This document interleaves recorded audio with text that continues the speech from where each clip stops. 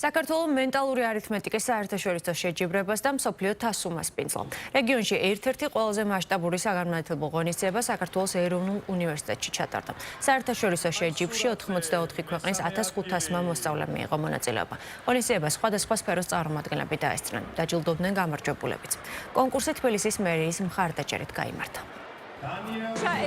გვსურს მადლობა გადავუხადოთ ეროვნულ უნივერსიტეტს სეუს მასპინძლობისთვის. ჩვენ ვმასპინძლობთ სტუდენტებს 80-ზე მეტი ქვეყნიდან. ეს საქართველოსთვის სიამაყის მომტანია, რათა წარმოაჩინოს ჩვენი კულტურა და ინოვაციური განათლება. გვსურს მადლობა გადავუხადოთ ჩვენს პარტნიორებს.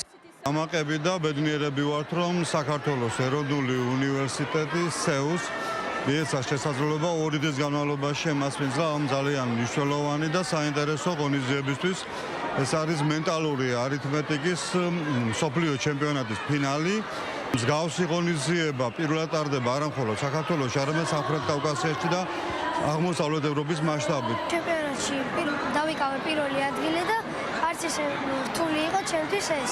წინა წელს ვიყავი ინდოეთში, იქაც პირველი ადგილი დავიკავე და კიდევ წინა წელს ჩატარდა საქართველოს ჩემპიონატი და იქაც პირველი ადგილი დავიკავე.